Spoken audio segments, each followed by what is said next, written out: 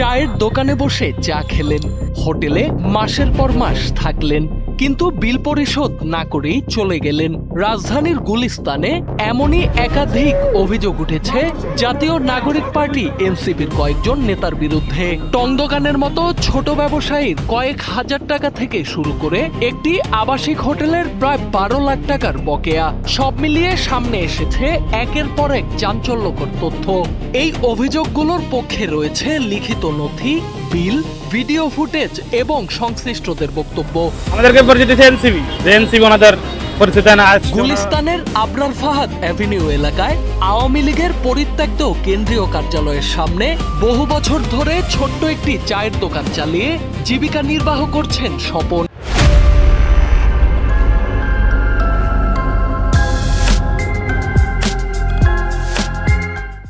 তার অভিযোগ, এনসিপির 3 নেতা নিয়মিত তার দোকানে চা নাস্তা খেলেও প্রায় 25,000 টাকার বেশি বিল পরিশোধ করেননি। দিনের পর দিন আশ্বাস দিলেও সেই টাকা আর ফেরত মেলেনি। ক্ষুদ্র এই ব্যবসায়ী জানান, পাওনা আদায় করতে না পেরে তিনি এখন আর্থিক সংকটে পড়েছেন। কোলাবেন নিয়ে আনা ধরেন আড্ডা দিছে, খাইছে, বিল করছে, পরে আমরা বিল এত টাকা দিতে চাইনি, বকেয়া বিল। পরে আমাদেরকে হুমকি দেওয়া হয়েছে, আমাদের সাথেও হাতাহাতি হয়েছে, মারামারি হয়েছে, এটা নিয়ে কথা কাটাকাটি হয়েছে অনেক। তারপরে দোকান হুমকি হচ্ছে যে দোকান উঠাই দিব, যে বাকি না দিই। তারপরে যাই দিছি, প্রথম তো ভাবছিলাম যে হয়তো 5-6 টাকা খাইব, কিন্তু না, আবার একটা হয়ে যায় না, বিল 10-15 টাকা করে নিতে হয়। তখন আমরা বন্ধ করতে চাইছিলাম, কিন্তু বলছে যে ওনাদের টাকা আসবে, বিল আসবে, বিল আসলে বিল পেড করে দিবে, কিন্তু ওনাদের বিল পেড করা হয়নি আর আসেও নি। শুধু চায়ের দোকান নয়, একই ধরনের অভিযোগ উঠেছে একটি আবাসিক হোটেলের পক্ষ থেকেও। গুলিস্তানের হোটেল ইয়ামিনী ইন্টারন্যাশনাল লিমিটেডের দাবি, আওয়ামী লীগের পরিত্যক্ত কার্যালয় দেখভালের দায়িত্বে থাকা কয়েকজন এনসিপি নেতা সেখানে 2টি কক্ষ ভাড়া নেন।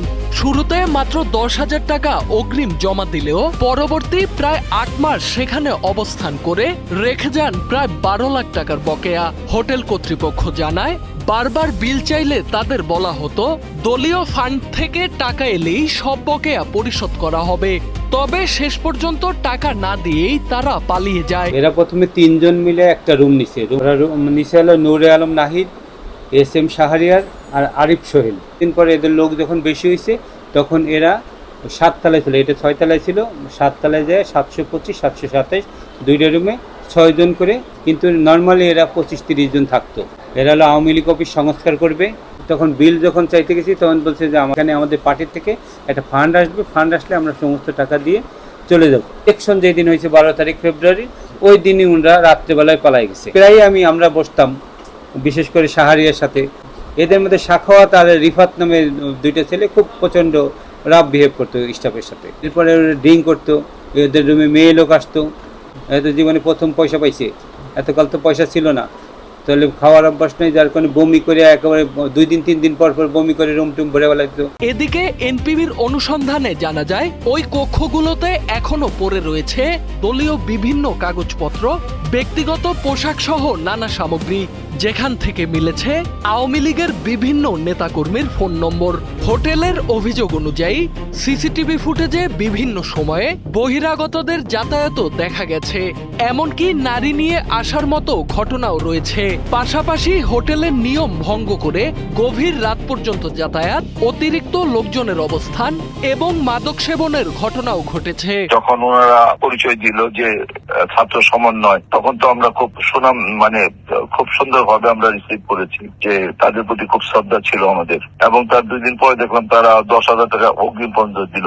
এতে তো আমাদের আরো শ্রদ্ধা বেড়ে গেল। কিন্তু পর্যায়ক্রমে তারা আস্তে আস্তে তো ভাড়া দিচ্ছে না, কিছু দিচ্ছে না, এবং রাত্রে আসতো 12টার পরে। ইয়ামিনী হোটেলের যিনি চেয়ারম্যান ছিলেন, উনিও দীর্ঘদিন অসুস্থ থাকার পরিপ্রেক্ষিতে মৃত্যুবরণ করেছেন। তো এদিক দিয়ে আমরা তো খুব আপসেট ছিলাম। তারপরে পর্যায়ক্রমে তাদের সাথে কথা বলতে চেয়েছি, আমাকে 2 বার এবং 3 বার বলছে যে আমার সাথে কথা বলবে। বাট আমি ইয়ামিনীতে গিয়েছি, ওনারা কেউ আসে না, আমার সাথে দেখা করে নাই, কথাও বলে নাই। এতগুলো টাকা হয়েছে, আমাদের তো আইনের ব্যবস্থা নেওয়া দরকার বা তাদেরকে জানানো দরকার। পরিপ্রেক্ষিতে আমরা এনসিপি কার্যালয়ে সদস্য সচিবের কাছে আমরা অ্যাপ্লিকেশন করেছি।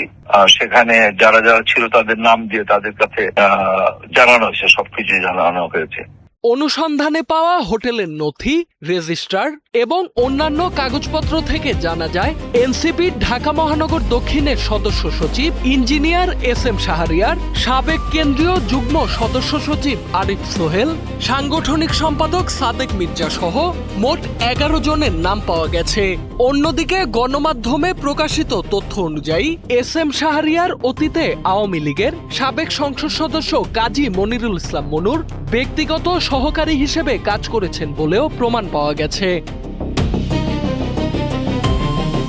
এই অভিযোগের বিষয়ে বক্তব্য জানতে একাধিকবার ইঞ্জিনিয়ার SM শাহরিয়ারের সঙ্গে যোগাযোগের চেষ্টা করা হলেও কোনো সাড়া পাওয়া যায়নি। অন্যদিকে জাতীয় নাগরিক পার্টি NCP জানিয়েছে অভিযোগে যাদের নাম এসেছে তাদের বিরুদ্ধে সাংগঠনিক ব্যবস্থা হিসেবে পদ স্থগিত করা হয়েছে। তদন্তে অভিযোগ প্রমাণিত হলে স্থায়ী বহিষ্কার সহ প্রয়োজনীয় ব্যবস্থা নেওয়া হবে বলেও জানিয়েছে দলটি।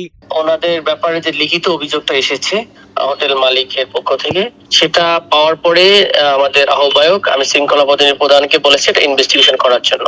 আমি এই ইনভেস্টিগেশন কমিটি 4 সদস্য বিশিষ্ট কমিটি হয়েছে এবং অলরেডি আমরা শাহরিয়ার সহকারে যে কয়জন আমাদের সাংগঠনিক আমাদের সাথে জড়িত রয়েছে 4-5 জন সবাইকে শোকজ লেটার দেওয়া হয়েছে এবং সবার কার্যক্রম স্থগিত করা হয়েছে সাংগঠনিক ভাবে।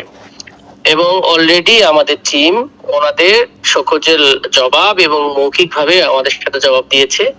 এরপরে আমরা হোটেল মালিককে আমরা লেটার পাঠিয়েছি, অলরেডি গতকালের আগের দিনই পাঠিয়েছি আমরা, যে দ্রুত গতিতে আপনি এসে আপনার যে বিষয়টা আপনি অভিযোগ করেছেন তার মানে প্রমাণ স্বরূপ সব নিয়ে হাজির হন। ঠিক আছে, ওটা ওনারা শোনার পরেই দেন ফ্যাকচুয়ালি আরো যদি কোনো ধরনের কেউ যদি আমাদের এটাতে হেল্প করতে চায় বিভিন্ন বিষয়তে, সেগুলো নিয়ে আমরা আমাদের এই তদন্ত কমিটি রিকমেন্ডেশন করব পার্টিকে, তখন পার্টি এটা ফাইনাল ডিসিশন নেবে তাদের ব্যাপারে।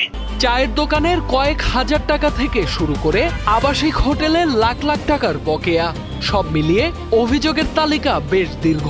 একদিকে ক্ষুদ্র ব্যবসায়ীদের আর্থিক ক্ষতির অভিযোগ, অন্যদিকে রাজনৈতিক নেতাদের বিরুদ্ধে ওঠা নানা প্রশ্ন। সবকিছু মিলিয়ে বিষয়টি এখন উঠে এসেছে আলোচনার কেন্দ্রবিন্দুতে। তবে তদন্ত শেষ হলে অভিযোগগুলোর সত্যতা কতটা প্রতিষ্ঠিত হয় এবং অভিযুক্তদের বিরুদ্ধে কি কি ব্যবস্থা নেওয়া হয় সেটাই এখন দেখার বিষয়। সোহানাল রাজি, NPB।